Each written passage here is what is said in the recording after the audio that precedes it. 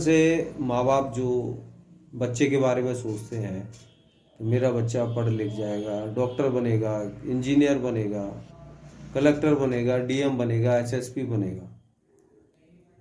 और बच्चे से पूछो बेटे क्या बनेगा, तो बच्चा भी बड़े स्टाइल से कहता है मैं तो एथलीट्स बनूंगा, मैं डॉक्टर बनूंगा, मैं इंजीनियर बनूंगा। लेकिन वो धीरे धीरे धीरे धीरे धीरे धीरे आगे चलते हैं। जैसे ही 15 साल 20 साल जब आती है तब आपने एक चीज नोट की है, 20 साल के बाद में उस समय पे जाके उसका कैरियर बिल्कुल खत्म हो जाता है। न वो डॉक्टर बनता न इंजीनियर बनता। आखिरकार ऐसा क्यों होता है? वो सारे सपने उनके क्यों टूट जाते हैं? न ही इस बात को माँ बाप सोचते और न ही वो बच्चा सोचता। कभी सोचने की कोशिश की है कि आखिर ऐसा होता क्यों है? बच्चा पढ़ रहा होता है, पढ़ते पढ़ते पढ़ते 10th क्लास में पहुंचा। 10th क्लास में बच्चा बहुत अच्छी तरह से पढ़ रहा है, बहुत अच्छी अपनी परफॉर्मेंस रख रहा है, अच्छे नंबर आ रहे हैं उसके, माँ बाप बहुत खुश हैं। लेकिन वो किस दिशा में जा रहा है उसको ये नहीं पता। 10th क्लास में पहुंचा, पहुंचने के बाद 10th क्लास के पेपर होने से पहले वो बीमार पड़ जाता है। आखिरकार उसके मार्क्स कम आए, बच्चा बीमार पड़ गया था इसलिए।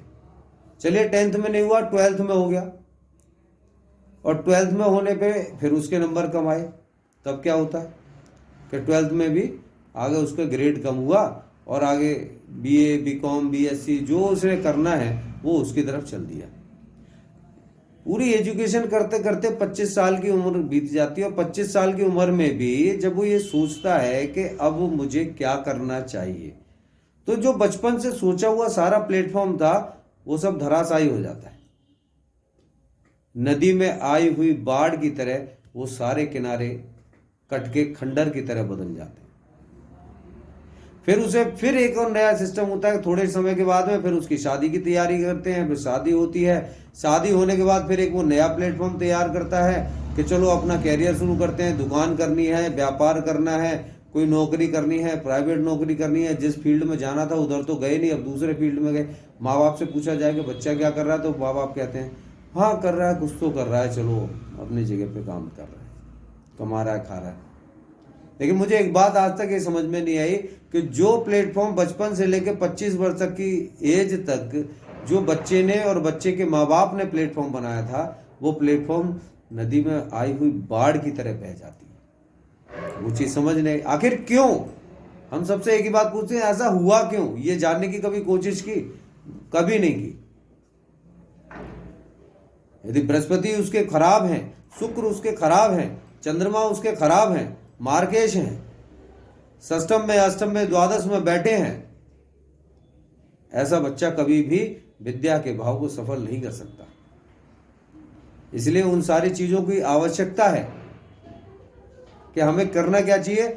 ऐसे सिस्टम को सुधारने के लिए, इन सारी चीजों को सुधारने के लिए सबसे पहली बात तो एक ही है कि उनके माँ बाप जो है वो जागरूक हो जाएं, जिससे कि वो केवल विद्या ही नहीं है, विद्या के अलावा उसके जीवन में हर कदम पे जो उसकी रुकावटें हैं, फिर बाद में परेशान होते हैं। जन्मपत्री की जरूरत सिर्फ तब पड़ती है जब बच्चे की शादी हो रही होती है, या बच्चे का तलाक हो रहा होता है, या उस बच्चे के फिर आगे संतानें नहीं होती।